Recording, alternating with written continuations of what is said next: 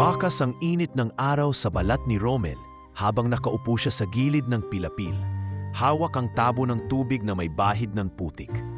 Pawis na pawis ang kanyang noo at ang kanyang mga palad ay magaspang na sa paulit-ulit na hawak sa kalaygay at asarol. 7 ektarya ng palayan ang araw-araw niyang binubuno at sa bawat hakbang ay dala niya ang bigat ng responsibilidad sa balikat para sa kanyang mag-ina. Tahimik ang paligid ng hapon na iyon, tanging mga kuliglig at kaluskos ng damo lang ang maririnig. Wala siyang kasama kundi ang kanyang pangarap. Romel, sigaw ng isang boses mula sa dulo ng pilapil. Si Mang Lando, matandang kasama niya sa bukid, ay may hawak na supot ng tinapay at 2 bote ng soft drinks. Kumain ka muna anak, kanina ka pa dyan. Ngumiti si Romel at umiling. Mamaya na po, Mang Lando. Kailangan ko munang tapusin tong bahagi ng palay. Delikado pag inabutan ng ulan bukas. Hindi lang palay ang kailangan mong alagaan, Romel.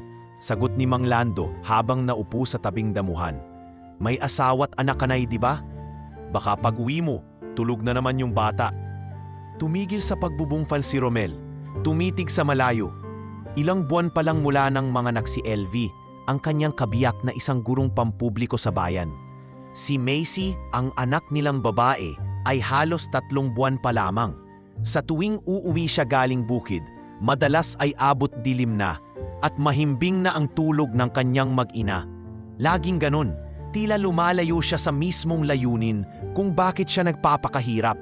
Hindi sapat, Mang Lando, bulong ni Romel habang nakatitig sa langit. Hindi sapat ang kinikita ko rito para sa pamilyang gusto kong buuin. Gusto kong bigyan ng bahay na may sariling kuryente. Hindi yung laging brownout. Gusto kong makapag-aral si Macy sa magandang paaralan. Gusto kong maiparamdam sa kanila na hindi kami kailangang dumanas ng ganitong hirap. Tahimik si Mang Lando. Hindi na siya nagsalita. Alam niyang may malalim na hinanakit ang batang ito, tulad ng marami sa kanila sa baryo. Ngunit ang desisyong bubuo sa mga pangarap ay kadalasang may kapalit. Kinagabihan, habang sabay na kumakain ng tinola ang mag-asawa, napansin ni LV na parang wala sa sarili si Romel. May iniisip ka? Tanong niya habang pinupunasan ang bibig ni Macy. Tumango si Romel. LV, gusto kong mag-abroad. Biglaang napalunok ng hininga si LV. Ha? Bakit naman?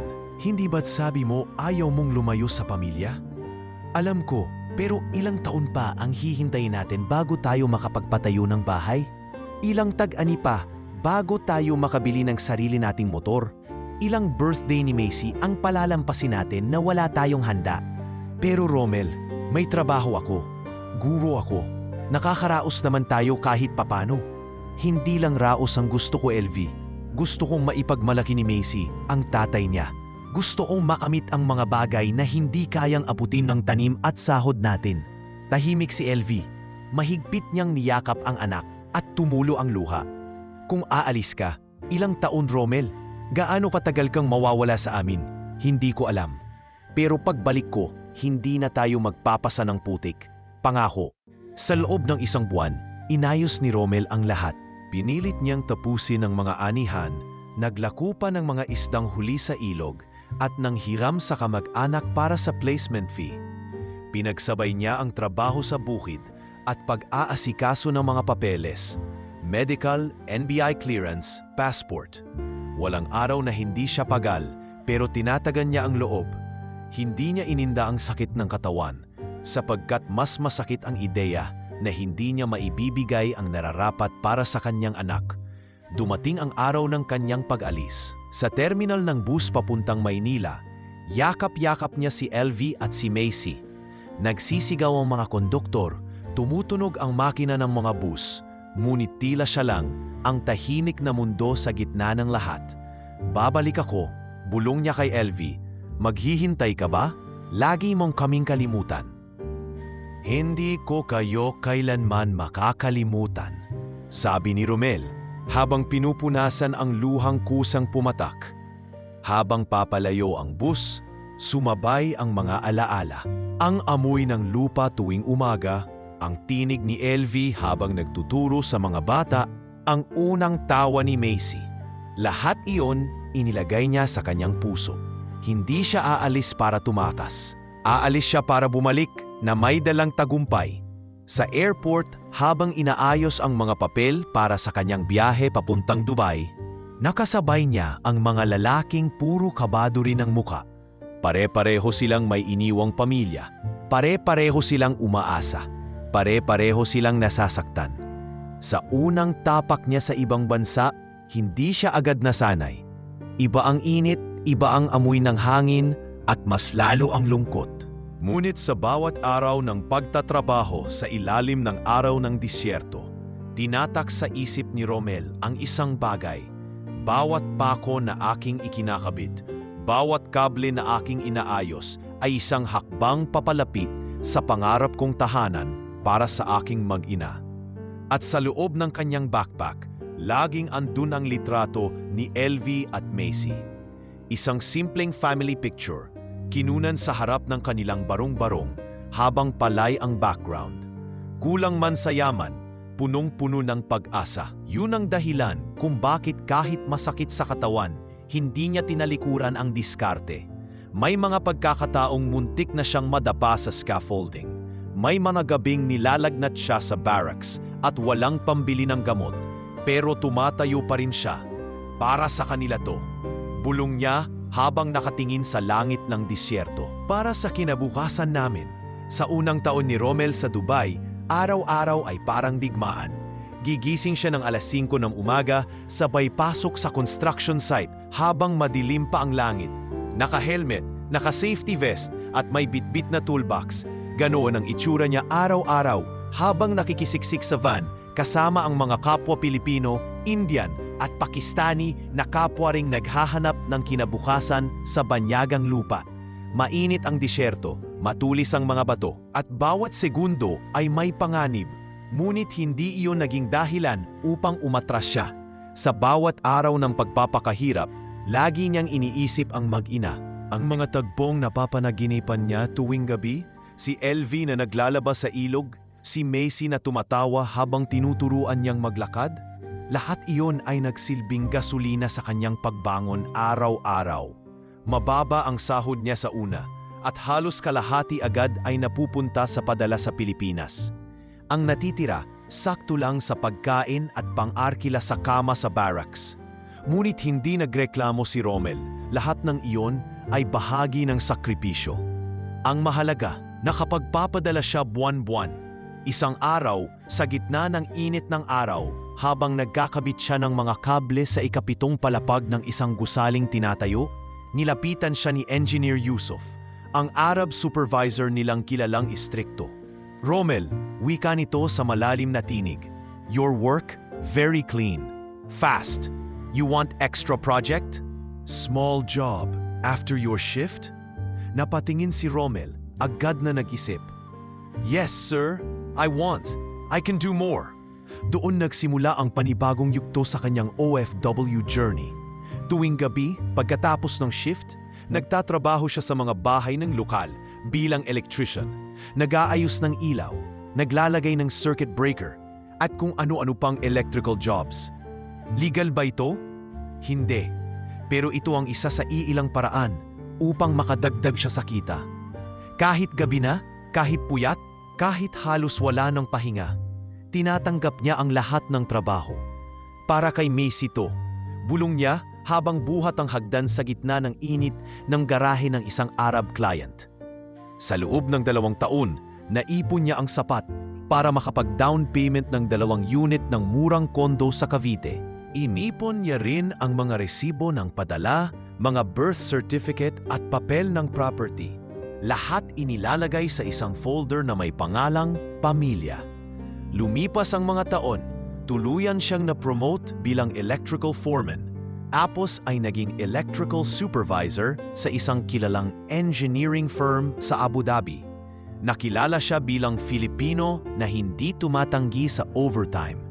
At sa bawat promosyon, agad siyang nagpapadala ng dagdag allowance para kina Elvie at Macy. Pinag-aral niya ang anak sa private school. Pinapadala ng bagong sapatos, laptop, pati ticket ng field trip.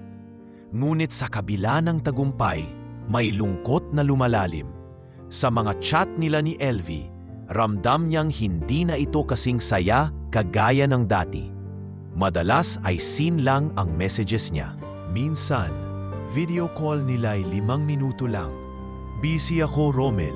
May lesson planning pa ako. Sabi ni Elvie sa isang tawag. Si Macy, na ngayon ay 8 taong gulang na, ay tila nahihiya o mailap sa kanya tuwing tumatawag siya. Hi Papa, minsan sabay takbo palayo o kaya ay mas abala sa TV kaysa makipag-usap. Naiintindihan niya, hindi siya naroon. Hindi siya naging parte ng mga birthday, ng unang honor, ng pagkatalo sa spelling bee. Isa siyang larawan sa ref, hindi ama sa bahay. Hindi ito ang gusto kong mangyari. Bulong ni Romel, minsang nag-iisa sa kwarto. Hindi sapat ang pera kung ako mismo ay nawawala. Isang gabi, habang nagdi-dinner sila ng mga kapwa OFW sa barracks, napag-usapan nila ang mga pamilyang naiwan sa Pilipinas. Alam mo, Romel, sabi ni Jomar, isang mekaniko, madaming kwento na ang misis iniwan na raw yung asawa nila sa Pilipinas. Pag-uwi, may iba ng lalaki. Hindi lahat ganon, singit ni Leo. Pero wag mo masyadong pagkatiwalaan ng distance. Lalo na kung 6 na taong ka nang hindi umuuwi. Tahimik lang si Romel. Hindi niya masabi, pero minsan may kabog sa dibdib niya tuwing nakikita niyang may lalaking nakatag sa Facebook post ni Elvie. Isang teacher din, Sir Anton. Madalas nakakomment. May mga family picture na kasama sa school event si Macy. Pero wala siya roon. Wala akong karapatang magselos, bulong niya habang nakatitig sa monitor. Ako ang umalis. Ako ang pumili. Bagamat ganun ang takbo ng damdamin niya, hindi siya huminto sa pag-abot sa kanila. Tuwing Pasko, nagpapadala siya ng kahon ng imported goods, chocolates, gadgets, damit. Tuwing birthday ni Macy, nagpapadala siya ng personalized video greeting na may kasamang digital cake sa app. Pero palaging may sagot si Elvie na ganun. Salamat, tumanggap na. Busy pa sa lesson plan. Minsan, nag-chat siya ng diretso. Romel, gusto mo bang umuwi na ako? Para tayo naman. Elvie, pag-usapan natin pag wala na akong klase. Pasensya na. Lumipas pa ang 2 taon. Ngayon, hindi na lang kondo ang nabili ni Romel. Nakabili na rin siya ng lote sa bayan nila at plano niyang tayuan ng hardware store para may negosyo pag-uwi. Pati sasakyan ay pina-order na mula Dubai. SUV, simple lang pero matibay. Marami na ang napundar. Sa mga mata ng ibang OFW, tagumpay si Romel. Pero sa puso niya, hindi niya alam kung may uuwian pa ba siyang pamilya. Kaya isang gabi, habang nakaupo siya sa kusina, tinanong niya ang sarili. Hindi ba't sapat na ito? Hindi ba't oras na para umuwi? Kinuha niya ang cellphone. Pinanood muli ang lumang video call kung saan ngumiti si Macy habang sinabing, "Miss na kita, Papa." Napapikit siya. Kinabukasan, kumuha siya ng ticket. Wala siyang sinabi kina Elvie. Hindi siya nagparamdam kahit kanino. 8.5 taon siyang hindi nakauwi. Ngayon, babalik siya, hindi bilang OFW. Babalik siya bilang amang handang harapin ang anumang katotohanang naghihintay. Habang papalapit na ang araw ng pag-uwi, lalo lamang lumalalim ang kaba sa dibdib ni Romel. Hindi niya maipaliwanag pero tila may kung anong gumugulo sa kanyang isipan. Isang pakiramdam na hindi basta excitement, kundi halo ng pananabik at takot. 8.5 taon, ganun siya katagal na wala. 8 Pasko, 8 birthday ni Macy, at walang anino ng sarili niya sa mga graduation, school events, o kahit isang simpleng family outing. Pinilit niya mang gawing konektado ang sarili sa pamilya sa pamamagitan ng pera, padala at video calls. Napagtanto niyang may mga bagay na hindi nabibili, hindi nahahabol, at hindi basta mapupunan ng kahit anong materyal. Buwan pa lang bago siya umuwi, sinimulan na niyang obserbahan sa social media ang mga galaw ni Elvie. Karaniwan na ang mga post nito tungkol sa kanyang klase, mga estudyante, at community activities. Ngunit mas naging madalas din ang presensya sa mga litrato ni Sir Anton, ang lalaking ilang taon na rin niyang naririnig mula sa mga chismis sa baryo at mga kakilala. Sa una, kinuumbinsi ni Romel ang sarili na professional lang yan. Pero habang lumilipas ang mga linggo, hindi niya na mabura sa isipan ang tila hindi pangkaraniwang lambing sa ngiti ni LV tuwing kasama si Anton sa litrato. At si Macy, palaging naroon rin, madalas ay nakatayo sa gitna nila. Ila sanay sa presensya ng lalaki. Isang beses, habang nanonood siya ng video post sa isang recognition event ng paaralan ni Macy, napansin niya ang pagtakbo ng bata papunta kay Anton pagkatapos ng awarding. Yumafap ito sa lalaki na parang matagal ng koneksyon. Wala siyang naramdamang selos noong una. Ang una niyang naramdaman ay takot. Hindi sa pagkakaroon ng iba ni LV, kundi sa posibilidad na siya mismo ang tuluyang hindi nakilala ng anak. Noong una, idinahilan ni LV ang dami ng trabaho kaya't bihira siyang makapag-chat.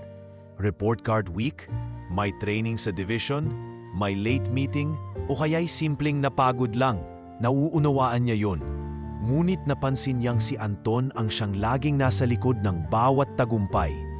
Isa sa mga post ni LV ang nansabing, "Salamat kay Sir Anton sa tulong sa field trip. Di ko makakaya ng ako lang." At sa litrato, si Anton ang may hawak ng bayong habang buhat si Macy sa balikat. "Hindi mo makakaya ng ikaw lang," bulong ni Romel habang pinipilit ngumiti sa harap ng screen. Samantalang ilang taon akong nagsikap ng mag-isa, lumipas pa ang mga buwan. Palaging busy si LV. At si Macy, bagamat nakangiti sa mga litrato, tila may distansyang hindi niya maipaliwanag. Sa isang gabing hindi siya makatulog, sinubukan niyang i-video call ang anak. Sumagot ito, ngunit wala si LV sa tabi. Si Macy lang nasa kwarto habang hawak ang tablet. Mahaba na ang buhok nito at sa tono ng boses parang may kaunting pag-ilang. "Hi Macy," aniya, pilit ang ngiti. "Hi Papa, kumusta ang school mo?" "Okay lang po, may bagong science fair." "Wow, excited ka ba?" "Opo, pero si Tito Anton po ang tutulong sa project ko." Natigilan si Romel. "Ah, si Tito Anton, madalas pa ba siyang nandyan?" "Opo, halos araw-araw po siya nandito. Nag-aayos po ng printer namin, tapos minsan po siya ang nagsusundo sa akin kapag late si Mama." "Ah, okay," sagot niya. Pilit pa rin ang tono. "Buti na lang at may tumutulong sa inyo. Pero si Papa, babalik na rin." "Talaga po?" "Oo, anak. Hindi ko sasabihin kay Mama. Surprise ito, ha?" "Opo." Ngunit may kung anong lamig sa boses ng bata. Pila hindi niya iyon anak na dating natutuwang marinig ang boses ng ama. Tila isa na lamang siyang panauhin sa bagong mundong hindi na siya bahagi. Nang ipagdiwang ang ikasyam na kaarawan ni Macy, nakita niya sa isang post ang ginanap na selebrasyon sa kanilang munting bakuran. May tarpaulin, may spaghetti at fried chicken sa mesa, at may photo booth pa. Sa gitna ng lahat, si LV, si Macy at si Anton, tila isang masayang pamilya. Wala siyang pangalan sa tarpaulin. Wala siyang video greeting na pinlay. Wala siyang nabanggit. Tila isa na lamang siyang alaala. Masakit, ngunit pinilit ni Romel na hindi magpadala. Hindi siya umamal. Hindi siya nag-away. Sa halip, sinimulan niyang ayusin ang mga papeles ng pag-uwi. Sinigurado niya na may sasakyan na siyang sasalubong sa airport. Kinausap niya ang isang kaibigan sa Isabela upang itabi siya sa resort sa loob ng ilang araw. Plano niya, uuwi siya ng tahimik. Susurpresahin niya sila, hindi lang para magpakita, kundi para alamin kung sino na ba siya sa buhay nila. Isang gabi, habang nag-e-empake siya, hinugot niya ang lumang larawan nilang tatlo. Nakaupo siya sa lumang silya, yakap si LV at karga si Macy na may suot pang diaper. Isa iyong simpleng araw na kinunan sa ilalim ng puno ng mangga. Wala pa silang bahay noon, pero puno ng pangarap. "Babalik ako," bulong ni Romel habang isinilid ang larawan sa gitna na aklat. "At kahit anong mangyari, kahit gaano kasakit, haharapin ko." Dinala niya ang mga gamit pababa ng apartment. Sumakay ng taxi patungong airport, habang patuloy ang ingay ng kalsada. Ngunit sa loob niya, isang katahimikan ang naghahanda sa isang pag-uwi na maaaring hindi na para sa kanya. Sa likod ng kanyang isip, Paulit-ulit ang tanong, ako pa rin ba ang tahanan nila? O bisita na lang akong darating sa lugar na dati kong tinawag na buhay? Mula pa lamang sa himpapawid, habang palapag na ang eroplano sa NAIA, ramdam na ni Romel ang mabilis na pintig ng kanyang dibdib. 8 taon at kalahati. Parang kahapon lamang siya'y nagpaalam sa anak na sanggol pa at sa asawang may iyak na tinago sa likod ng ngiti. Ngayon, siya'y nagbabalik bilang isang lalaking may bitbit na tagumpay. Ngunit may dalang panong na hindi kayang sagupin ng kahit anong pera. Tatanggapin pa ba siya ng pamilya niyang iniwan? Pagkalapag, hindi siya dumiretso pa uwi. Tumuloy muna siya sa tinuluyang transient resort sa bayan katabi ng kanilang probinsya. Kaibigan ng dati niyang kasamahan sa abroad ang may-ari nito at sa pamamagitan ng simpleng pabor, nakuha niya ang isang maliit na air-conditioned cottage na may kitchenette. Habang binubuksan ang maleta, maingat niyang inilabas ang mga pasalubong. Mga imported na chocolates, bags na may brand, mga laruan para kay Macy, pabango para kay LV, at ilang gadgets na alam niyang matagal na nitong gusto. Kumuha siya ng papel at ballpen, inilista ang mga plano sa pag-uwi. Una, bibisita siya sa hardware supply sa bayan para personal nang makipag-usap sa supplier tungkol sa construction materials. Pangalawa, kukunin niya ang titulo ng lote na nabili sa tabi ng terminal. Doon siya magtatayo ng hardware. Pangatlo, aayusin niya ang BIR at DTI registrations. Pero higit sa lahat, ikinakasa niya sa sarili ang pinakamahalagang bahagi ng lahat, ang sorpresang pagharap sa kanyang mag-ina. Pinlano niya ang bawat detalye. Sa loob ng 1 linggo, pinapos niya ang lahat ng business papers. Sa kalagitnaan ng linggong iyon, sinadyang hindi muna siya lumapit sa bahay nila LV. Gusto niya munang makita kung ano ang tunay na kalagayan nila nang hindi siya ipinapakilala. Gabi-gabi, nakatanaw siya mula sa layong kalsada, sakay ng tricycle o jeep, dahan-dahang dumadaan sa tapat ng dating bahay nilang barong-barong na ngayoy isa ng konkretong tahanan. May gate na, may kurtina at may tanim na gumamela sa gilid. At sa bawat gabi, nakikita niya ang iisang motorsiklong nakaparada sa labas. Pamilyar na pamilyar. Isang gabi, habang pauwi na siya sa tinutuluyan, tinanong siya ng driver ng tricycle na tila pamilyar sa kanya. Ikaw si Romel, no? Tumango siya, bahagyang nagulat. Oo, bakit po? Nakakauwi ka na pala. Tagal mo rin sa abroad. Si Ma'am LV parang hindi na raw inaasahan na babalik ka. Ang bait pa naman noon sa'yo. Matagal na rin akong hindi nagpaparamdam. Sagot ni Romel, pilit ang ngiti. May hardware ka raw bubuksan? Tanong ng driver, tila may balita na agad sa buong bayan. Tamang-tama. Dito sa bayan kulang ng matinot mapagkakatiwalaang supplier. Oo, yun ang plano. Hindi na siya nagtanong pa tungkol kay LV. Ayaw niyang makarinig ng sagot na hindi pa siya handang tanggapin. Ngunit sa loob niya, unti-unti nang nabubuo ang pangambang baka huli na siya sa laban. Kinabukasan, maagang gumising si Romel. Nagpunta siya sa lumpang nabili niya. Ngayon ay pinambakan na ng graba at simento. Nakasalubong niya ang isa sa mga trabahador na sinimulan na ang paghahakot ng mga hollow blocks at buhangin. Boss Romel, natanggap na po namin yung unang bayad mula sa supplier. Next week, pwede na raw pong simulan ang footing. Tumango si Romel. Ayusin niyo ang paglalagay ng tarp. Gusto kong may pangalang Romel's Hardware and Supply bago matatapos ang buwan. Gusto kong malaman ng lahat na ito ang simula ng bago kong yugto. Pabalik na po ba kayo sa abroad? Tanong ng isa. Hindi na. Dito na ako. Dito na ako mamumuhay. Habang binabaybay niya ang pauwi sa resort, nagdesisyon na siya. Kinabukasan, pupunta na siya sa bahay nila LV. Hindi na siya maghihintay ng tamang oras. Wala na siyang kailangang patunayan. Isa na siyang taong handang humarap sa kahit anong katotohanan. Bumili siya ng isang bouquet ng bulaklak, isang kahon ng mamahaling tsokolate, at isang stuffed toy na unicorn, paboritong hayop ni Macy. Binalot din niya ng makukulay na rape ang mga imported na gamit. Nilagay sa isang malaking paper bag na may nakasulat na From Papa with Love. Kinabukasan, habang sumisikat pa lang ang araw, nagbihis siya ng puting polo at pantalon. Maayos ang buhok, bagong ahit, at may ngiting pilit ngunit puno ng paniniwala. Nakatayo siya sa tapat ng bahay, huminga ng malalim at ipinikit ang mga mata. Hindi niya alam kung anong matatagpuan niya sa likod ng pintuang iyon. Hindi niya alam kung siya ba'y iyayakapin o pagtatabuyan. Pero ang alam niya, ito ang araw na babalik siya hindi bilang OFW, hindi bilang negosyante, kundi bilang asawang sabik at amang umaasa. Kumatok siya ng marahan. Isang yapak ang lumapit. Isang kaluskos ang marahang lumapit sa pinto.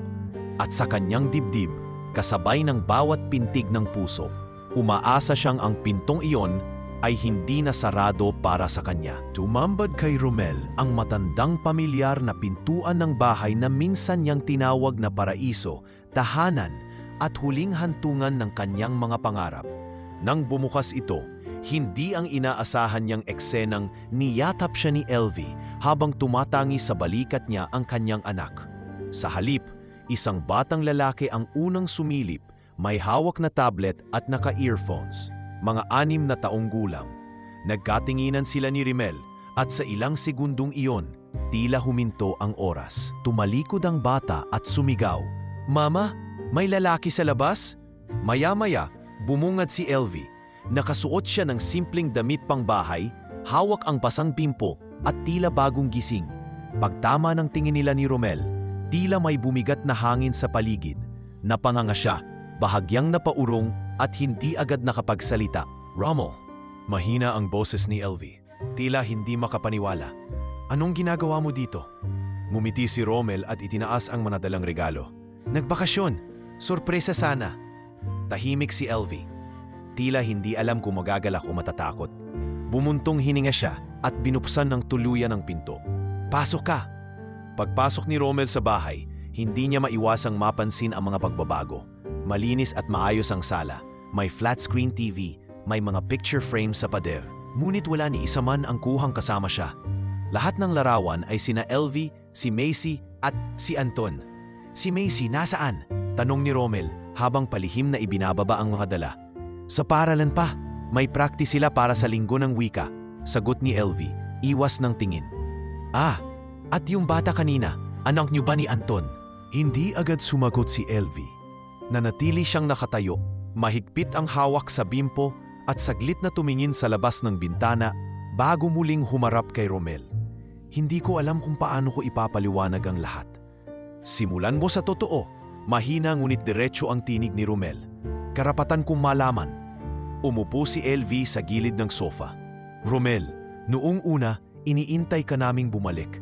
Araw-araw, iniisip ko baka bukas, baka sa isang buwan, baka sa isang taon. Pero habang lumilipas ang mga taon, nagiging lihim ang lungkot. Hindi mo ramdam, pero ako, araw-araw kong pinupunasan ang luhang walang pinupunasan pabalik. Hindi ka na bumabalik. Hindi na ako kilala ni Macy tuwing binabanggit kita. Naging pangalan ka lang sa chat, boses sa telepono, regalo sa courier." "Oh, alam kong kulang ako," sagot ni Romel. "Pero hindi ako nagloko. Hindi ako nagwalang hiya sa ibang bansa. Lahat ng ginawa ko para sa inyo." Naiintindihan ko, pero habang nagtatagal, napagod ako. Napagod akong umasa sa isang taong hindi na bumabalik. Tapos dumating si Anton. Hindi ko siya hinanap, hindi ko rin siya pinilit. Dumating lang siya sa panahong wasak na ang loob ko. Hindi ko pinlano mahalin siya, pero nangyari. Nakatayo si Romel. Mahigpit ang hawak sa paper bag ng pasalubong. Pilit niyang pinipigil ang luhang gustong kumawala. At hindi mo man lang naisip na tanungin kung kailan ako babalik. Hindi mo man lang ako tinanong kung buhay pa ba ako o may balak pa ba akong umuwi. Tinanong ko, Romel, sa sarili ko, sa panalangin, sa gabi-gabi kong pagkahimbing na may luha. Pero ang laging sagot ng katahimikan ay wala, hanggang sa natanggap ko na lang na baka hindi ka na babalik. "Hindi mo ba ako minahal?" "Mahal kita," mabilis ang sagot ni Elvie, nanginginig. Pero hindi na sapat ang pagmamahal para panatiling buo ang pamilyang ikaw mismo ang nag-iwan. Tumahimik si Romel. Walang ibang tunog kundi ang humuhuning electric fan. Sa isang sulok, naroon ang mga laruan ni Macy, mga bagong libro, Isang uniporme ng paaralan na nakasampay sa likod ng upuan. Bahagi ito ng tahanang dating kanya, ngunit ngayon parang estranghero na siyang pumasok sa isang mundong hindi na siya kabilang.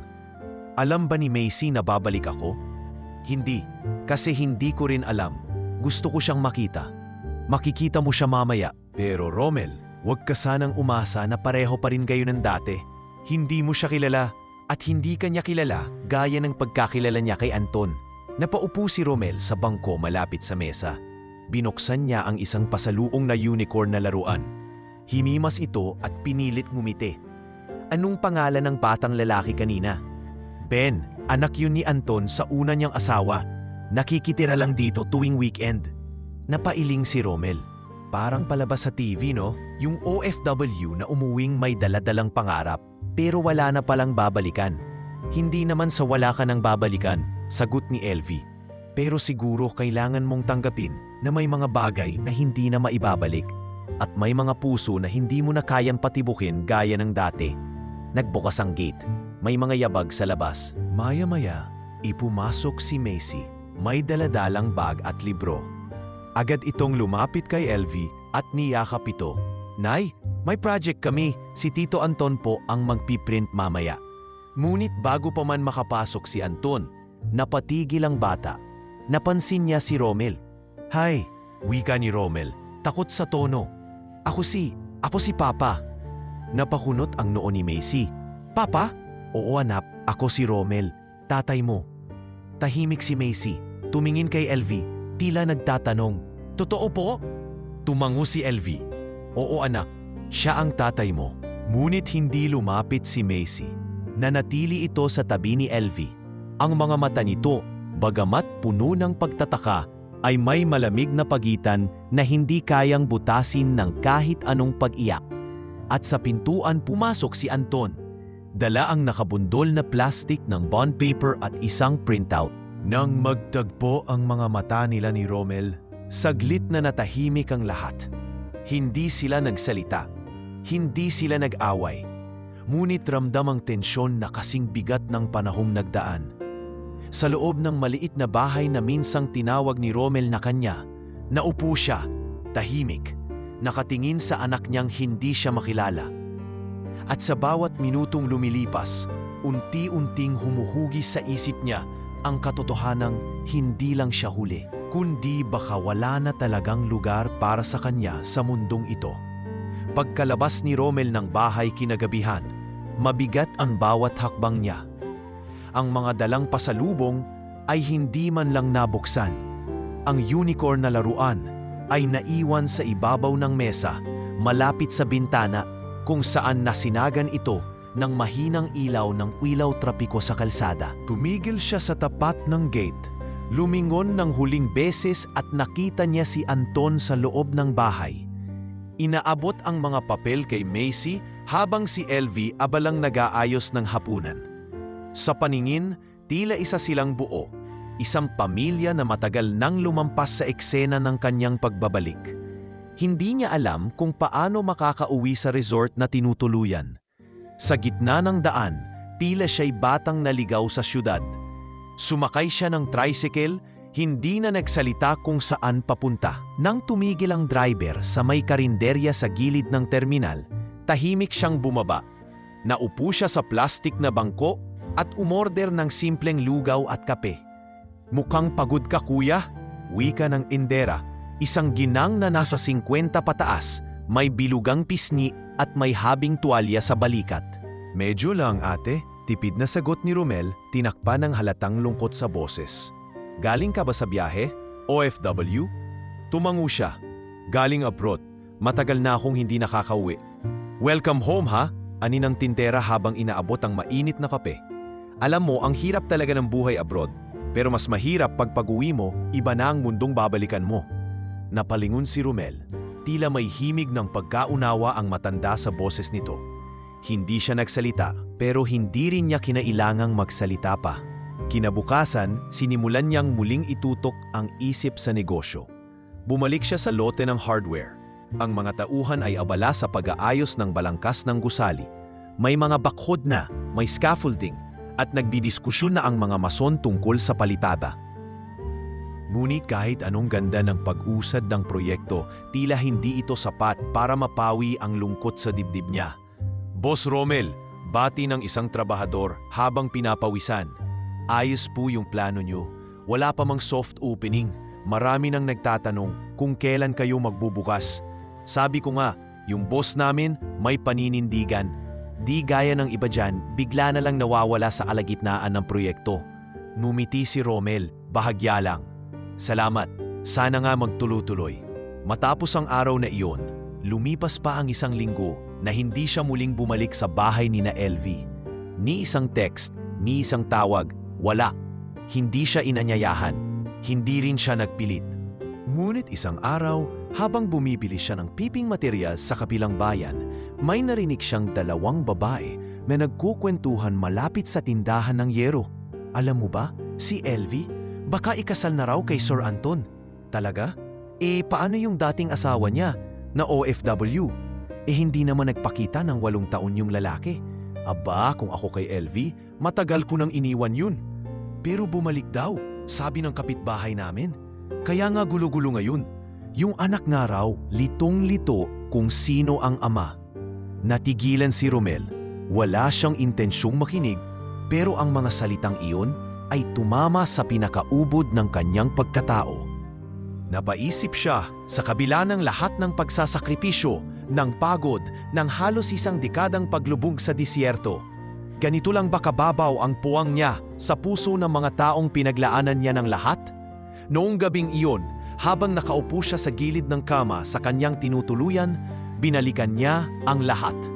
Ang panahong wala siyang kain, tinitiis ang init ng disyerto, ang mga bisig niyang nagkaroon ng pilat mula sa pag-install ng kable, ang mga gabing hindi siya makatulog dahil sa pangungulila, at higit sa lahat, ang mga panahong pinaniwala niya ang sarili na darating ang araw na makukumpleto niyang muli ang kanyang tahanan.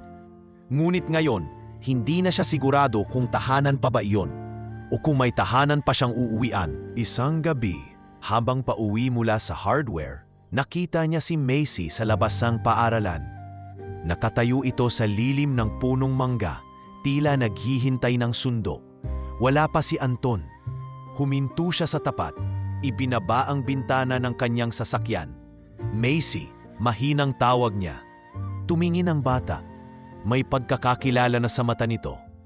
Ngunit hindi pa rin ito lumapit agad. Lumapit si Romel, ibinaba ang katawan sa pinto, at muling ngumiti. Hatid kita, walang masama. Sumakay si Macy, tahimik, walang salita sa loob ng sasakyan. Kumusta ang school mo? Tanong ni Romel. Okay lang po, tipid na sagot. Macy, natatandaan mo pa ba ang unang regalo ko sa'yo? Umiling si Macy. Isang maliit na sapatos, pink. Binigay ko yun sa'yo nung 3 buwan ka pa lang. Sabi ko, pag lumaki ka, bibigyan pa kita ng mas maganda. Pero hindi ko na nasundan. Kasi hindi na ako nakauwi. Tumahimik muli si Macy. Ngunit bago siya bumaba sa tapat ng bahay, tumingin ito kay Romel. Papa, bakit hindi ka bumalik noon? Natigilan si Romel. Napapikit. Inipon ang lakas bago sumagot. Dahil inakala kong tama yung ginagawa kong pagsasakripisyo. Akala ko sapat na ang pera, ang padala, ang regalong nakakatanggap ka kahit wala ako. Pero hindi ko alam na habang lumalaki ka, ako naman ang unti-unting nawawala sa alaala mo. Tahimik si Macy. Bumaba. Ngunit bago tuluyang pumasok sa gate, muling tumingin at mahina ngunit malinaw na sinabi, Salamat po sa pagsundo, Papa. At sa unang pagkakataon, narinig ni Romel ang salitang Papa mula sa batang minsan niyang inalagaan sa larawan. Hindi pa ito sapat, hindi pa ito pagkakabuo, pero isa itong simula ng pagharap sa masakit na katotohanan at ng bagong paglalakad patungo sa pagbabalik, hindi bilang panauhin, kundi bilang ama. Hindi naging madali ang mga sumunod na araw para kay Romel. Matapos ang munting pag-uusap nila ni Macy sa loob ng kotse, tila isang pintuan ang bahagyang bumukas. Ngunit hindi pa ito sapat upang makapasok siya ng buo sa buhay ng anak. Araw-araw muling gumising si Romel sa parehong pakiramdam. Tagumpay sa negosyo, ngunit kabiguan sa tahanan. Sa hardware, lumalakas na ang bentahan. Maraming supplier ang gustong makipag-partner at ang mga kontraktor sa kalapit na bayan ay tumatangkilik na sa kanyang serbisyo. Ngunit sa bawat araw na lumilipas, habang abala siya sa pagpirma ng resibo at pag-inspeksyon ng mga materyales, may kulang. Isang bahagi ng kanyang puso ang nanatiling gutom. Isang hapon, habang nagkakape sa harap ng hardware, dumating ang isang jeep na may sakay na mga guro. Nagkataon na bumaba roon si Elvie. May daladalang folder at bag. Mabilis itong naglakad patungo sa kabilang kalsada. Ngunit bago pa man ito makatawid, tinawag siya ni Romel. "Elvie!" Natigilan si Elvie. Dahan-dahan itong lumingon, tila nag-aalangan kung lalapitan o lalayo. "Pwede ba tayong mag-usap?" Tanong ni Romel. May diin sa tinig, ngunit hindi pa sigaw. Lumapit si Elvie, maingat ang mga hakbang, at umupo sa bakanteng upuan sa gilid ng lamesa. "Wala akong balak makipag-away," panimula ni Romel habang inilalapag ang tasa ng kape. "Pero kailangan nating tapusin to. Kailangan natin ng linaw." Tahimik si Elvie, pinagmamasdan lang ang kaharap. 8 taon akong nawala. "Oo, pero lahat ng yon, ginawa ko para sa inyo.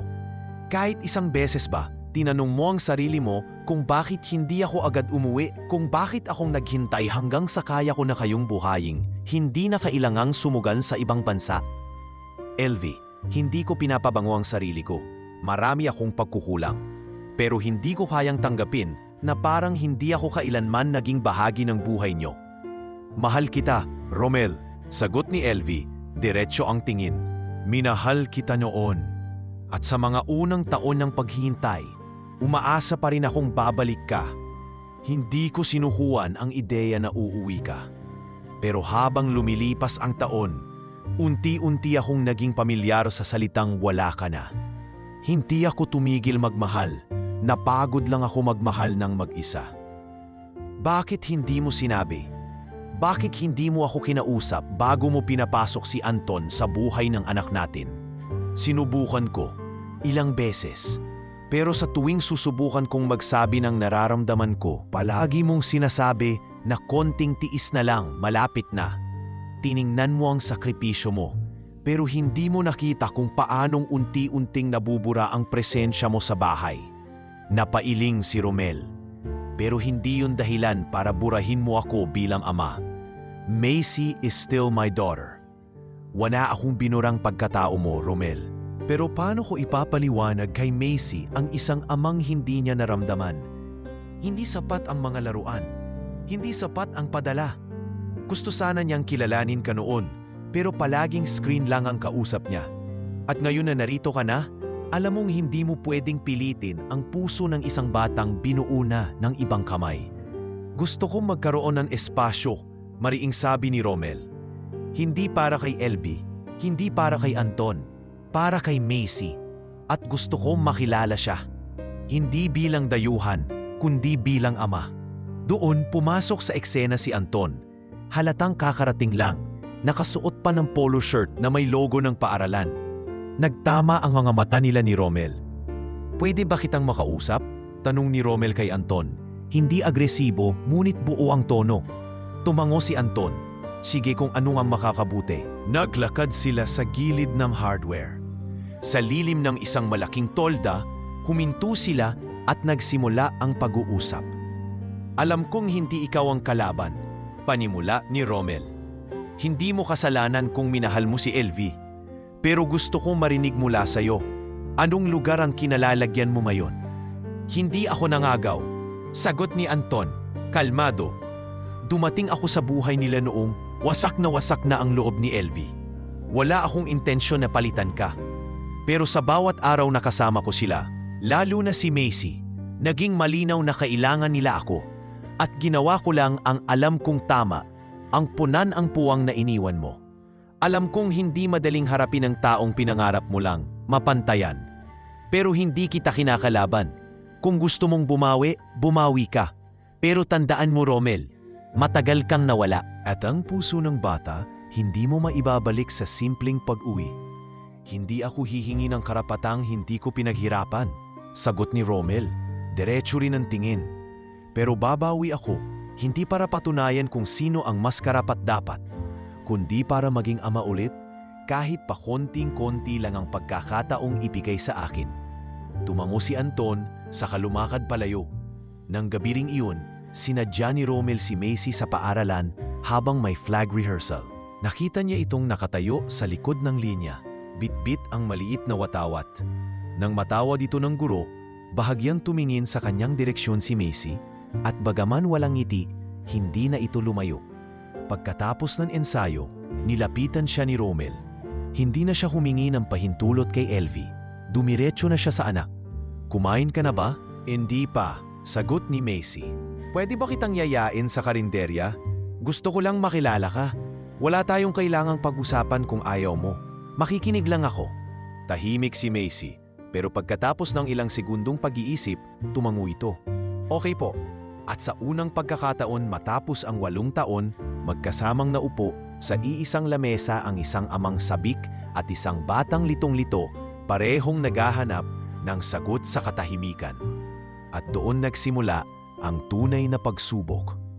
Hindi na para manumbat, kundi para magtama. Hindi para muling makuha ang dati, kundi para simulan muli ang bago.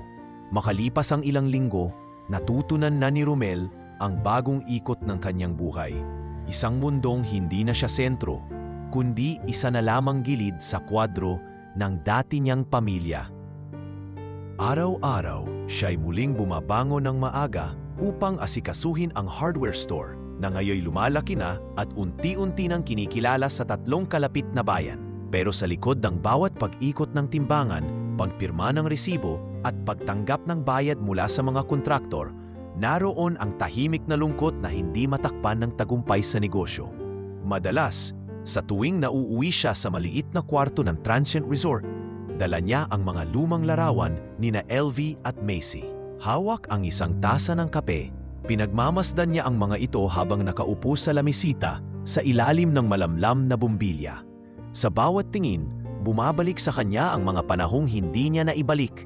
Ang mga unang hakbang ni Macy, ang una nitong sayaw sa paaralan, ang gabing nilagnat ito at hindi niya nayakap. Para siyang multong hindi na malayan habang dumaraan ang mga taon. At ngayon, kahit anong pagsisikap niyang bumalik, hindi na niya mabawi ang mga oras na nawala. May ilang pagkakataon na tinatawagan niya si Macy, ngunit madalas ay nasa klase ito o may practice sa eskwelahan. Minsan ay sinasagot, ngunit wala nang init ang usapan. Kamusta ka na, anak? Okay lang po. Nagustuhan mo ba yung bagong libro? Opo. Anong project mo ngayon? May group work po. At pagkatapos ng ilang minuto, maririnig na ang linyang, Papa, may gagawin pa po ako ha? Hindi na ito tulad noon, noong kahit sa screen lang ay puno ng ngiti ang bata. Ngayon, tila isa na lamang siyang kamag-anak na kailangang irespeto pero hindi gaanong kinikilala. Nang minsang imbitahan siya ng barangay kapitan upang magsalita sa isang seminar para sa mga kabataang nagtatrabaho sa konstruksyon, hindi siya agad tumanggi.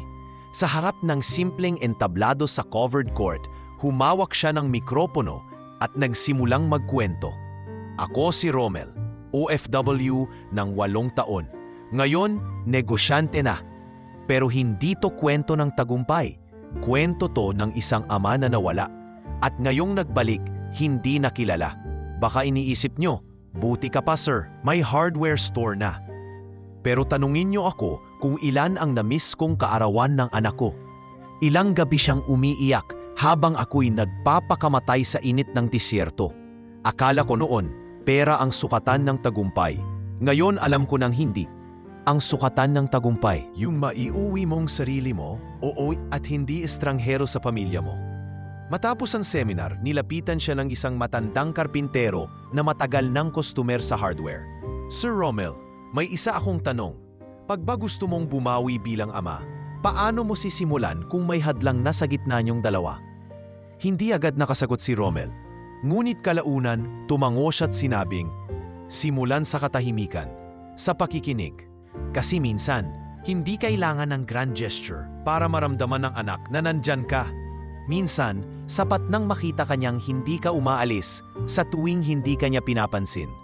Sa mga sumunod na araw, naging bahagi na ng lingguhang routine ni Romel ang pagsundo kay Macy sa school kahit hindi ito humihingi. Tahimik lang siyang naghihintay sa labas, sa lilim ng punong sampalok. Laging may baon na pagkain sa paper bag. Minsan ay turon, minsan siopaw, minsan taho.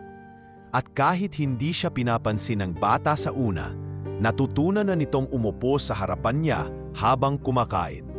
Isang araw, habang sabay silang kumakain sa karinderya, nagsalita si Macy. Hindi ito tumitingin pero malinaw ang tinig. "Papa?" Napalingon si Romel, agad na inihinto ang pagkagat sa tinapay. "Oo, anak. Galit ka ba kay mama?" Hindi siya agad sumagot. Napatingin siya sa palad niya. Sa magaspang nitong balat. "Galit ako pa kay mama?" Sagot niya. "Nasasaktan lang ako kasi hindi ko naibigay ang buong pagkatao ko sa inyo noon. Pero hindi ako galit kasi alam kong pareho kaming biktima ng distansya. Pareho kaming nagtangkang buuin ang hindi kayang buuin ng video call." Tumango si Macy. Si Tito Canton. Mabait siya. Pero parang mas gusto kong mas makilala ka pa. Sa simpleng pangungusap na iyon, naramdaman ni Romel na tila may pader na unti-unting bumubukas. Hindi pa ito tuluyang naigugupo, ngunit sa bawat salita ni Macy, sa bawat tahimik na pag-upo nito sa tapat niya, alam niyang may binubungkal silang espasyong hindi nadayuhan. At sa muling pagbalik niya sa resort kinagabihan, habang inatanggal niya ang sapatos, napatingin siya sa kisame. Tahimik, malamig ang kwarto, ngunit hindi na siya kasing lumpot ng dati. Inilabas niya ang lumang larawan ni na Elvie at Macy na dati niyang dinadala sa wallet. Tiningnan niya ito, saka dahan-dahang inilagay sa isang frame na binili niya noong isang araw. Pinatong niya ito sa gilid ng kama. "Bukas," bulong niya sa sarili. "Bukas, susunduin ko ulit siya." Hindi niya alam kung kailan siya lubos na tatanggapin ng anak. Hindi niya alam kung darating ba ang araw na tatawagin siya nitong papa na may halong yakap. Ngunit alam niya sa sarili niyang hindi siya aalis, hindi siya lalayo, at higit sa lahat, hindi na siya muling mawawala sapagkat minsan nang nawala ang panahon at ngayon wala na siyang balak bitawan pa ang natitirang bahagi nito. Sa pagdaan ng mga linggo, naging natural na para kay Romel ang paghihintay kay Macy sa labas ng eskwelahan. Hindi na siya kailangang yayain. Hindi na rin siya laging nauuna. Minsan ay si Macy na mismo ang lumalapit at sumasakay sa sasakyan niya. Unti-unti, ang mga maikling tanong ay nauuwi sa mas mahahabang usapan tungkol sa klase, sa mga kaklase, at sa simpleng pangarap ng isang batang papasok na sa adolessense. "Papa," sabi ni Macy isang hapon habang binabaybay nila ang daan pa uwi. "Kapag naging engineer ako, pwede po ba akong tumulong sa hardware mo?" Napangiti si Romel. "Aba, hindi lang pwede, ikaw ang magiging susunod na may-ari." "Talaga po? Oo naman. Pero wag mo munang madaliin. Mag-aral ka muna ng mabuti. Gusto ko pong magtayo ng mga bahay para sa mga batang walang bahay. Yung mga katulad ng nakikita kong naputulog sa bangketa." Hindi na muling nakapagsalita si Romel. Napuno ng buo ang dibdib niya ng galak at pagmamayabang na hindi niya kayang ipagsigawan. Anak niya ito. At sa murang edad, dala na ng bata ang puso ng isang taong handang magbigay. Mula noon, naging bahagi na siya ng mga aktibidad ng anak.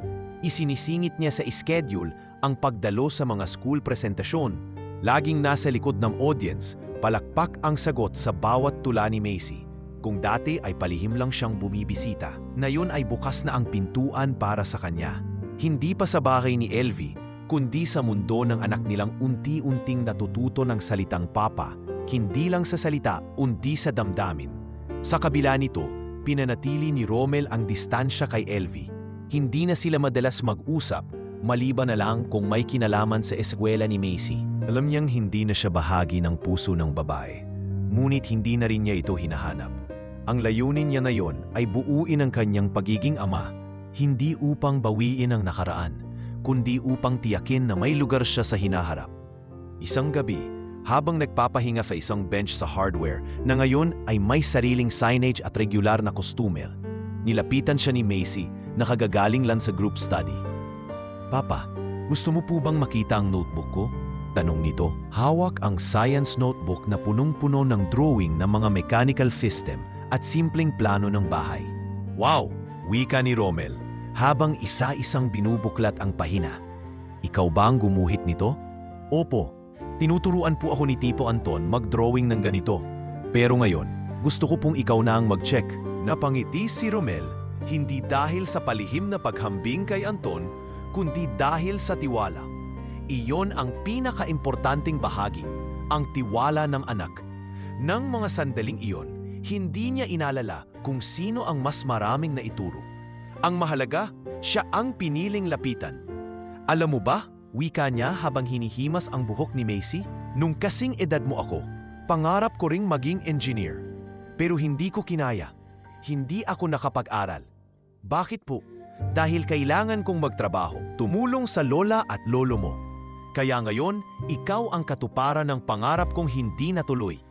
Papa, babawi po ako sa inyo. Ha? Kapag lumaki na ako, ibibili ko kayo ng bahay. Tapos hindi na kayo mag-iisa." Napayuko si Romel. Hindi niya kayang pigilan ang pagtulo ng luha.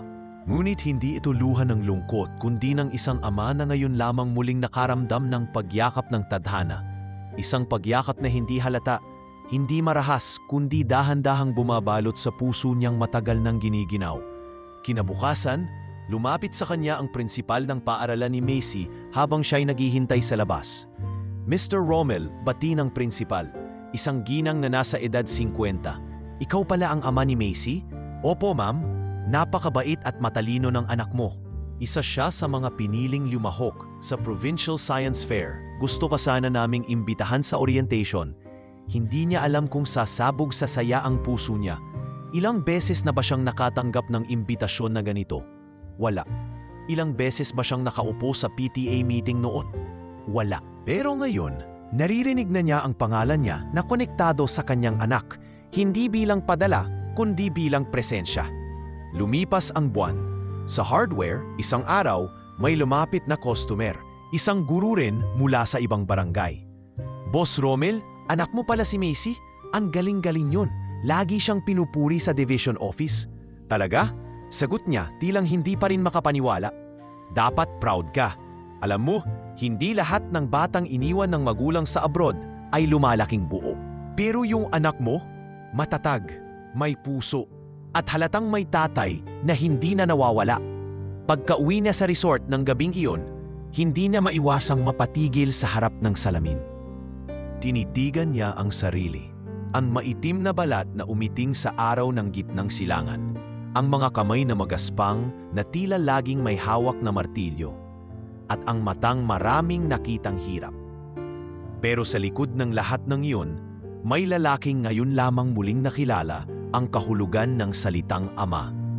Walang yakap, walang selebrasyon, pero sa loob ng kanyang dibdib, alam niyang ang panibagong pagkakataon ay hindi binigay ng pagkakataon, kundi ng pagpupursigi. Hindi niya nakuha ang pamilya sa paraan ng pagkakabalikan, pero nakuha niya ang isang bagay na mas malalim, ang pagkilala ng anak sa kanyang tunay na presensya. At sa gabing iyon, habang isinusulat niya ang pangalan ni Macy sa mga lumang ledger ng hardware, tinabihan niya ito ng mga salitang hindi niya kailanman nasambit sa harap ng bata.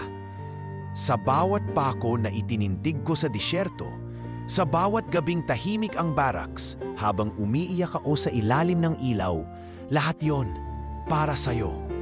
At ngayon, kahit paunti-unti, alam niyang naririnig na siya ng anak at nararamdaman na rin.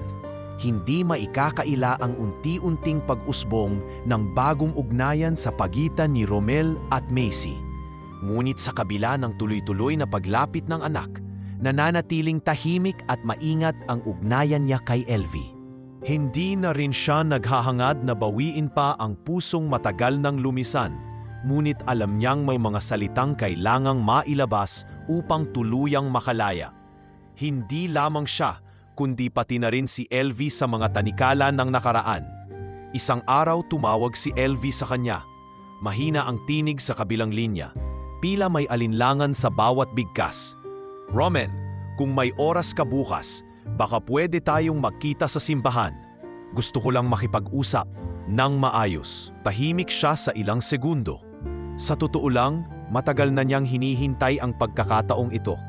Hindi para magsumbatan, kundi para matapos na ang hindi matapos-tapos na bigat na nananahan sa pagitan nila. "Sige," maikli niyang sagot. "10:00 ng umaga?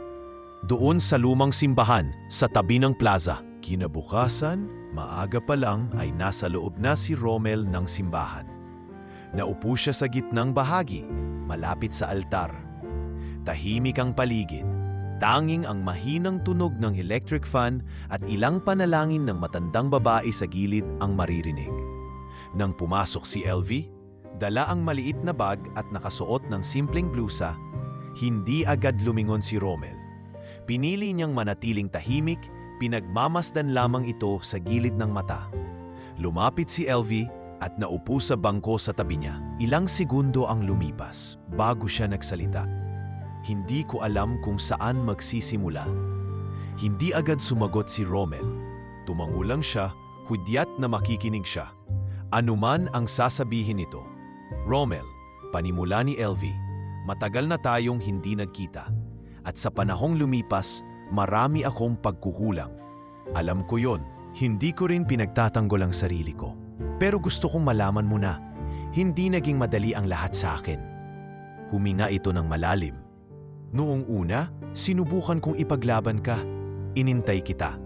Pero habang lumilipas ang taon, habang paulit-ulit mong sinasabing malapit na, natutunan kong magtanim ng takot. Takot na baka hindi ka na bumalik. Takot na baka lumipas ang buhay naming mag-ina na hindi ka na magiging bahagi." "May mali ako," sagot ni Romel, "dahil pinaniniwala ko ang sarili ko na sapat na ang pagsusumikap. Hindi ko nakita na sa bawat padalang dolyar may kaakibat na pagkakalimot, hindi sa intensyon, kundi sa kilos. Inuna ko ang pera, nakalimutan kong sa bawat taon ng hindi pag-uwi, may binubura akong presensya." Nagkatitigan sila. Walang luha, pero puno ng bigat ang hangin sa pagitan. "Hindi ko alam kung pwede pa tayong bumalik," sabi ni LV, halos pabulong.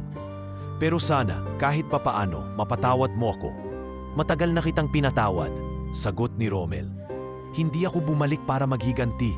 Bumalik ako para bumawi, hindi sa'yo, kundi kay Macy. Kasi siya ang tunay na nawala sa akin. Pero alam ko ring ikaw ang una kong iniwan." Napapikit si LV. Si Anton. Hindi ko ring agad pinayagang pumasok sa buhay ni Macy. Pero naging mabuti siyang tao. Tinanggap kami at tinanggap rin siya ng anak mo bilang gabay. Pero hindi niya sinubukang palitan ka. "Wala akong galit sa kanya," sagot ni Romel. "Wala rin akong hangad na palitan siya. Ang gusto ko lang, magkaroon ng puwang si Macy para sa dalawang mundo. Isang mundo kung saan nariyan ka at si Anton, at isang mundo kung saan nariyan din ako." Tahimik na tumango si LV. Matapos ang ilang minuto, lumabas sila ng simbahan at lumakad sa maikling plaza sa tapat. Walang planong pag-uusap, walang pangakong pagbabalikan, pero may malinaw na hangin ng pagpapatawad sa pagitan nila. Makaraan ang ilang linggo, inanggap ni Macy ang imbitasyon ni Romel na mag-overnight sa maliit nitong inuupahan sa gilid ng hardware. Sa una, kabado siya. Hindi alam kung anong dadalhin, anong aasahan.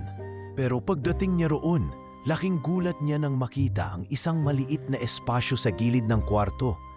May study table, may bagong set ng Pollard pens at isang bulletin board na may picture nilang dalawa. "Papa," tanong ni Macy habang inaayos ang bag niya, "ikaw ba ang gumawa nito?" "Matagal ko nang inaayos. Gusto ko lang ipakita na may lugar ka rito."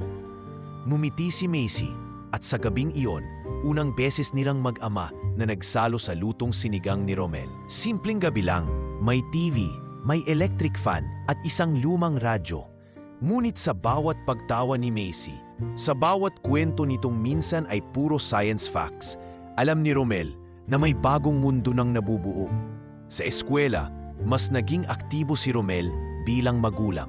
Sumama siya sa field trip, nag-volunteer sa feeding program at tuwing may PTA meeting, laging isa siya sa mga unang dumadating. Hindi na siya ang estrangherong OFW na parating wala sa mga larawan. Siya na ngayon ang tatay na bumababa ng tricycle na may dalang spaghetti tuwing birthday ng anak sa classroom. At isang araw, habang hinahatid niya si Macy pa uwi, hindi inaasahan ang tanong nito, "Papa, kung sakaling mag-asawa po ulit si Mama, okay lang po ba sa'yo?" Tumingin siya sa bata, hindi agad nakasagot. "Okay lang anak," sagot niya sa wakas. "Basta't masaya kayo at nirerespeto niyo pa rin kung sino ako sa buhay mo. Wala akong dahilan para maging hadlang." Ngumiti si Macy. "Ang mahalaga, hindi ka na mawawala." At doon, sa simpleng kalsadang may mga lubak at alikabok, sa ilalim ng araw na mainit, ngunit hindi nakakapaso, huminto sandali si Romel at pinanood ang anak habang tumatakbo palayo, papasok sa bahay. Hindi niya nakuha ang lahat ng kanyang hiniling, ngunit nakuha niya ang pinakamahalaga, ang paninindigang manatili, hindi bilang nakaraan, kundi bilang kasalukuyan ng anak na matagal niyang hinakalang nawala. Lumipas pa ang mga buwan at tuluyan ng naging bahagi ng komunidad si Romel. Mula sa dating tahimik na hardware store na halos walang bumibili, ngayon ay araw-araw na dinadagsa ng mga kliyente mula sa iba't ibang barangay. Kilala na siya bilang Kuya Romel sa palengke, Sir Romel sa munisipyo, at simpleng Papa kay Macy, isang pangalang matagal niyang inasam na marinig muli, na yon ay palagian ng binibigkas ng anak. Hindi lang negosyo ang unti-unting lumago, kundi pati na rin ang pagkataon niyang halos mabura ng panahon. Sa mga aktibidad ng barangay, siya ang laging nauuna kapag may kailangang tumulong. Mga libreng bubong para sa mga nasiraan ng bahay, libreng simento sa mga eskinita, at kung may batang kulang sa gamit sa eskwela, palihim siyang nagpapadala ng bag, notebook o kahit tsinelas. Hindi na niya kailangan pang ipagmalaki ang kanyang nagawa. Alam ng lahat na galing siya sa hirap, at ang bawat pagpapala ay hindi niya tinitingnan bilang karangalan kundi tungkulin. Isang umaga, habang abala siya sa pag-aasikaso ng bagong delivery ng semento sa tindahan, may dumating na SUV sa tapat ng hardware. Bumaba ang isang babae na tila pamilyar, nakasuot ng blazer at may dalang folder. Si Macy. Mas mataas na ito ngayon, mas payat at may confidence sa kilos. 2 taon na rin ang lumipas mula noong una siyang sumama sa field trip na iyon. Ngayon, graduate na ito sa senior high at naghahanda ng pumasok sa kolehiyo. "Papa," bati nito habang nakaniti. "May dala akong balita." "Anong balita yon, Ineng?" Biro ni Romel habang pinupunasan ang pawis sa noo. "Napasok ako sa State University sa kursong Civil Engineering." Hindi na napigilan ni Romel ang sariling yumakap sa anak. Hindi niya ininda kung may mga trabahador na nakatinin. Hindi niya inisip kung mapuputikan ang uniform nito. Sa yakap na iyon, parang muling bumalik ang araw na isinilang si Macy. At sa pagkakataong ito, naroon na siya. Naroon siya sa mismong simula ng bagong yugto ng anak niya. "Anak, ang galing mo. Ang galing-galing mo." Bulong niya habang yakap pa rin ito. "Pangarap natin to, di ba?" "Opo, Papa, at gusto ko pong dito ako sa bayan titira habang nag-aaral. Gusto kong tumulong sa tindahan habang bakasyon." Doon lang tuluyang naiyak si Romel. Hindi dahil sa tuwa lang, kundi dahil sa isang bagay na mas malalim, ang pagkilala. Ang simpleng pagnanais ni Macy na manatili sa piling niya ay isang bagay na hindi mabibili ng padala, regalo o salapi mula sa abroad. Isang regalo ng panahon na siya mismo ang tumanim, tinubigan at ngayon ay inaani. Sa sumunod na mga araw, nagkaroon ng munting salusalo sa barangay para sa mga bagong college students. Isa si Macy sa mga pinarangalan bilang scholar ng bayan at si Romel ang inimbitahang magsalita bilang ama ng estudyanteng nanguna sa pagsusulit ng paaralan. "Hindi ko po akalaing makakatayo ako dito," panimula ni Romel sa entablado ng barangay hall. "Ako po'y isang dating OFW.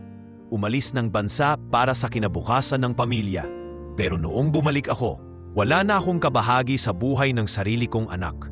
Pero hindi ako sumuko dahil ang pagiging ama hindi nasusukat sa dami ng perang napadala, kundi sa haba ng panahong itinaya upang mapawi ang layo. Ngayon narito ang anak ko, hindi lang bilang estudyante, kundi bilang pangarap na ginawang totoo. Palakpakan ang lahat. At mula sa likod, naroon si Elvie, tahimik na nakatingin sa kanila.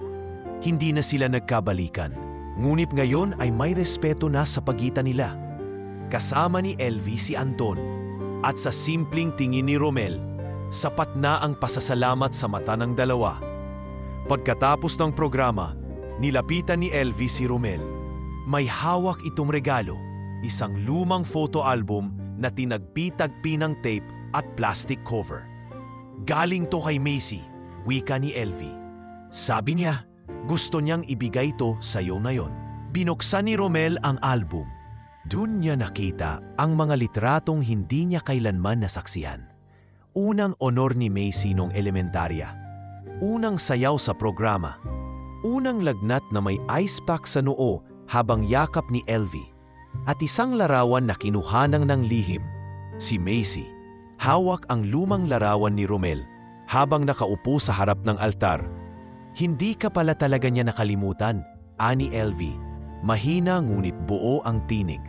Hindi ko rin sila nakalimutan, sagot ni Romel habang pinipigil ang luhang gustong bumagsak. Sa mga susunod na buwan, naging mas malapit pa si Romel kay Macy. Tinuruan niya ito kung paano mag-ayos ng mga inventory, kung paano makipag-negotiate sa supplier, at kung paano bumuo ng tiwala sa mga tao. Hindi lang bilang ama, kundi bilang mentor. Minsan, sabay silang kumakain sa kanto. Minsan sa silong ng hardware habang maulan. Minsan sa gilid ng highway habang nag-aabang ng delivery. Hanggang sa isang araw, habang magkasama silang nakaupo sa rooftop ng hardware habang pinagmamasdan ang bayan sa ilalim ng dapitapon, biglang nagsalita si Macy. Papa, kung sakaling magtayo ako ng sarili kong firm balang araw, gusto ko pong pangalanan tong project ko ng Romel Build kasi lahat ng natutunan ko galing sa'yo. Tumawa si Romel, hindi dahil sa biro kundi dahil sa dami ng emosyon. Hinawakan niya ang kamay ng anak at sinabing, hindi lang pangalan ko yun, anak. Pangalan natin. Kwento natin. At sa dapitapong yon, habang lumulubog ang araw sa likod ng bundok, alam ni Romel na ang tunay na kayamanang inuwi niya ay hindi galing sa disyerto, kundi sa anak na muling tumanggap, sa komunidad na muling yumakap at sa sarili niyang paninindigang manatili. Habang lumalalim ang ugnayan ni na Romel at Macy, tila unti-unti ring lumilinaw ang direksyon ng bagong buhay ni Romel. Kung dati lumalakad siya sa araw-araw na tila walang katiyakan, ngayon ay may mga hakbang na siyang sinusundan, mga hakbang na hindi na patungo sa pag-alis, kundi sa pananatili. Hindi na siya ang OFW na laging nasa listahan ng mga paalis, kundi isa ng haligi ng komunidad na pinili niyang muling maging bahagi. Isang hapon, habang abala siya sa pag-aayos ng stockroom ng hardware, dumating ang kapitan ng barangay kasama ang ilang kabataan. Kuya Romel, bati ng kapitan, may pakiusap sana kami. Nagbabalak kasi kaming gumawa ng mini park dito sa may lumang lote ng barangay, pero kulang kami sa materyales. Baka pwede mong matulungan. Hindi siya nagdalawang isip. Sige, ilista niyo ang kailangan niyo. Ako na bahala sa semento, bakal, hollow blocks, pati pintura. Basta't kayong mga kabataan ang mismong gagawa. Naging malaking proyekto ang naturang mini park. Hindi ito malaki, pero may espasyo para sa mga bata. Isang maliit na playground, 2 bench, at isang konkretong pathway na may tanim na bulaklak sa gilid. Sa mismong gitna ng parke, may nakaukit sa semento para sa mga anak ng bayang minsan ay naiwan, ngunit hindi kailanmang kinalimutan. Doon nag-umpisa ang sunod-sunod na pagbabago sa pananaw ni Romel. Isang gabi, habang kasama niya si Macy sa parke at pinagmamasdan ang mga batang naglalaro, naitanong niya, "Anak, sa tingin mo, tama bang lahat ng nangyari sa buhay natin?" Napatingin si Macy sa kanya. Siguro po, Papa, hindi tama lahat. Pero sigurado akong may dahilan lahat. Napangiti si Romel. Alam mo ba, gusto kong maging bahagi ng mas maraming kwento. Hindi lang bilang negosyante, kundi bilang taong nakaranas, natuto at handang makinig. At mula nga noon, nagsimula siyang imbitahan bilang tagapagsalita sa mga seminar ng mga balikbayan, mga guro at mga magulang. Sa unang pagkakataon, hindi lang siya kinilala bilang supplier ng yero o tubo, kundi bilang isang boses ng mga taong bumalik na may sugat, ngunit hindi nagdalang galit. Sa isa sa mga seminar para sa mga OFW families, sinabi niya, "Sa abroad, natutunan kong madali ang kumita ng pera kung sisipagan mo. Pero mahirap makuha ang oras na nawala. Kaya bago ka magdesisyong umalis, tanungin mo muna ang sarili mo. Ano ba talaga ang gusto mong ibalik? Pera o presensya?" Likas ang kanyang pagsasalita. Hindi siya pulido magsalita sa Ingles, pero bawat Tagalog niyang sambit ay may kasamang emosyon. Dahil bawat salita ay hinugot mula sa dibdib, mula sa gabing hindi siya pinatulog ng katahimikan sa barracks, mula sa mga Paskong walang yakap, mula sa mga larawang hindi siya kasama. Habang abala siya sa mga outreach at forum, unti-unting naging mas bukas din ang anak niyang si Macy sa mga plano sa hinaharap.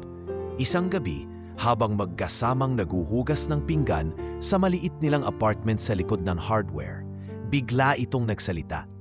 "Papa, balak kong mag-apply bilang volunteer sa mga out-of-school youth. Gusto kong turuan sila ng basic math at drawing." Natigilan si Romel. "Sigurado ka ba? Hindi ba't mahirap na ang schedule mo sa college?" "Alam ko po, pero gusto kong gamitin ang natutunan ko sa'yo. Sabi mo nga, ang kaalaman mas nagiging mahalaga kapag naibabahagi." Tumingin si Romel sa anak at tumango. "Kung ganyan ka mag-isip, hindi lang bahay ang matatayuan mo balang araw, pati puso ng mga taong nangangailangan." At dumating nga ang araw na isinama ni Macy si Romel sa unang araw ng kanyang volunteer work. Isang maliit na silid-aralan sa likod ng simbahan ang kanilang ginamit. Doon, nakita niya ang anak na masigasig na natuturo ng fractions gamit ang simpleng papel, lapis at kartolina. Sa bawat ngiti ng batang pinuturuan, naroon ang kasiyahan ni Macy at doon din nakita ni Romel ang sarili niya. Ilang araw matapos noon, habang nakaupo si Romel sa labas ng hardware, lumapit sa kanya si Gina, isang guro sa pampublikong eskwelahan, biyuda at matagal ng aktibong miyembro ng simbahan. "Romel, pwede ba kitang makausap saglit?" tanong nito. "Siyempre naman, Gina. Anong meron? Gusto sana kitang imbitahan bilang sponsor sa darating na Career Week. Wala lang, napansin ko kasi, ang dami mong nagagawa. Hindi lang sa negosyo, kundi sa mga tao." Nagkatawanan sila. Pero sa huli, tinanggap ni Romel ang imbitasyon. At mula roon, mas naging malapit sila ni Gina. Hindi ito mabilis, hindi rin romantiko agad. Pero si Romel, sa unang pagkakataon, muling naging bukas sa posibilidad na may ibang taong darating sa buhay niya. Hindi para palitan ng nakaraan, kundi para sumabay sa bagong landas. Isang gabi, habang nakaupo sila sa mini park na kanyang pinatayo, nagtanong si Gina, "Romel, hindi ka ba natatakot magmahal ulit?" Ngumiti siya. "Mas natatakot akong hindi magmahal muli. Kasi kung takot tayong masaktan, baka mamiss natin yung mga pagkakataong magbigay ng tunay na saya." Hindi sumagot si Gina, pero pareho silang tahimik na napatingin sa mga batang naglalaro, habang ang mga kulisap ay sumasayaw sa paligid ng ilaw poste. Sa mga mata ni Romel, ang bawat hakbang ng buhay ay tila tanong at sagot. Hindi lahat ng tanong ay sinasagot agad, at hindi rin lahat ng sagot ay naiintindihan sa simula. Pero ang mahalaga, natuto siyang lumakad muli, hindi patalikod sa kanyang pinagdaanan, kundi pasulong sa mundong bagaman hindi perpekto, ay may panibagong liwanag na hindi na niya kailanman papayagang mawala muli. Mabilis lumipas ang panahon, sa kabila ng mga pasakit, pagkalito at matitinding desisyong pinagdaanan, tumindig si Romel sa gitna ng kanyang bayan bilang hindi na lamang isang dating OFW, kundi isang ama, mentor at simbolo ng paninindigan. Wala man sa kanyang piling ang dating asawang si Elvie. Wala man siyang buong pamilyang kagaya ng pinangarap niya noong una siyang lumisan patungong abroad. Mayroon naman siyang nabuong panibagong daigdig. Mas totoo, mas makabuluhan. Isang linggo bago ang graduation ni Macy sa kolehiyo, inanyayahan siya ng eskwelahan na magsalita sa harap ng mga magulang sa isang seminar na pinamagatang Pagkakataon, Pagkawala at Pagbabalik. Sa unay ayaw niyang tumanggap, ngunit nang siya'y makumbinsi ni Macy, napapayag na rin siya. Sa araw ng programa, simple lang ang ayos niya, long sleeves na puti, maayos na pantalon, at sapatos na dati tanging pinapangarap lang niyang maibili para sa sarili. Nang siya'y tawagin, tahimik ang buong silid. Tumingin siya sa mga magulang at kabataang nasa harap niya. Ilan ay OFW, ilan ay single parents, marami ay tahimik na nakikinig. Ako po si Romel, panimula niya. Dating OFW, ngayon ay hardware owner, at higit sa lahat, ama. Ang kwento ko ay hindi tungkol sa tagumpay na kwentong pelikula. Hindi ako nanalo sa loto. Hindi rin ako nagsimula ng malaking kumpanya sa Maynila. Ang kwento ko, kwento ng pagkawala ng mga mahahalagang taon, ng pagkawala ng ugnayan sa anak, at halos pagkawala ng sarili. Pero ngayon, heto ako, nakatayo sa harap ninyo, dala ang parehong sugat at paggaling, at gusto kong sabihin sa inyong lahat, minsan ang pagbabalik ay hindi lang tungkol sa pag-uwi, ito'y tungkol sa pananatili, sa pagiging andyan araw-araw. Sa pagiging tahimik na haligi, kahit hindi laging naririnig o napapansin. Pagkatapos ng talumpati, niyakap siya ni Macy sa harap ng maraming tao. Sa likod ng entablado, nandoon si Elvie at si Anton, parehong nakangiti at palakpak. Hindi man ito ang larawan ng isang tipikal na masayang pamilya, ngunit ito ay larawan ng mga taong naghilom, ng mga taong piniling irespeto ang nakaraan para bigyan ng puwang ang kinabukasan. Nang dumating ang mismong araw ng graduation ni Macy, si Romel ang siyang naglakad sa entablado para magsabit ng medalya sa anak. Habang yakap niya si Macy, naramdaman niyang tarang kahapon lang ang unang beses na tinawag siya nitong Papa muli. Ngunit ngayon, may kasamang dangal, may kasamang pagkilala. Si Macy, na minsang hindi siya matandaan, ngayon ay siya nang bukang bibig sa mga panayam ng kolehiyo, sa mga proyekto at sa social media kung saan kilala na itong anak ng dating OFW na ama ng bayan. Sa araw ding iyon, habang nasa salo-salo sa bahay ng isa sa mga kaibigan ni Macy, nilapitan siya ng isang batang lalaki na mga 15 taong gulang, may dalang folder. Sir Romel, pwede po bang mag-apply bilang part-timer sa hardware nyo? Gusto ko pong matuto, wala na po akong tatay, pero gusto ko pong magsikap gaya nyo. Napatigil si Romel. Kinuha niya ang folder, binasa ang pangalan, at saka tumango. Simula ka bukas, pero hindi lang kita tatanggapin para magbuhat ng kahon. Gagawin kitang trainee sa inventory. Matuto ka, tapos ituro mo sa iba, gaya ng itinuri sa akin ang buhay. Habang lumalalim ang gabi, naupo si Romel sa harap ng mini park na kanyang ipinatayo noon. Na yun ay may mas maraming halaman, mas malinis at mas madalas puntahan ng mga bata. Sa gitna ng liwanag ng poste, binuksan niya ang isang lumang envelope na ibinigay ni Macy kani-kanina lang. Sa loob nito ay isang sulat kamay, maayos ang pagkakasulat. Papa, ngayong nakatapos na ako, gusto ko pong pasalamatan hindi lang ang pagiging provider mo, kundi ang pagbabalik mo. Hindi ko na kayang ibalik ang mga panahong nawala, pero gusto kong punan ang lahat ng darating. Salamat sa pagtiyaga, sa katahimikan mong puno ng sakripisyo. Sa mga luhang hindi ko nakita, pero alam kong nandoon. Hindi kita ipinagmamalaki dahil sa hardware mo. Ipinagmamalaki kita dahil hindi ka sumuko. Dahil pinili mong maging ama, hindi lang sa papel kundi sa kilos, sa presensya, sa pagmamahal. Mahal kita, Papa. Laging at palaging, si Macy. Hindi na napigilan ni Romel ang luhang bumagsak sa kanyang pisngi. Wala siyang sinabing salita. Yumuko siya, nilagay ang sulat sa dibdib at nagpasalamat sa katahimikan ng gabi. Hindi man siya tumanggap ng award mula sa gobyerno, hindi man siya kilala sa social media, ngunit sa puso ng kanyang anak, isa siyang bayani, isang haliging muling tumindig mula sa pagkakalugmok. Kinabukasan, habang nag-aayos ng mga panibagong stock sa indahan, lumapit si Gina, may bitbit na panibagong batch ng worksheets para sa mga kabataang tinuturuan nila tuwing Sabado. "Ready ka na ba para sa panibagong seminar, Romel?" Tanong niya, may biro sa tinig. "Handa na? Basta may kape." Sabay silang nagtawanan. Sa likod ng counter, nakaupo si Macy, abalang-abala sa laptop, gumagawa ng disenyo para sa isang community hall na ipinapanukala ng barangay. At doon, sa pagitan ng bakal, kahoy at mga simento, sa lugar kung saan minsang inakala ni Romel na mawawasak ang lahat, nabuo ang bagong yugto. Hindi ito pagtatapos, kundi simula ng mas matatag na kwento. Isang kwento ng pagbabalik, ng pagpatawad at ng paninindigang hindi na muling iiwan ang mga mahal sa buhay. At sa bawat umagang bumubungad, habang binubuksan niya ang tindahan at inaayos ang mga yero, laging buo ang puso niya sa simpleng panalangin. Salamat sa isa pang araw, isa pang pagkakataon.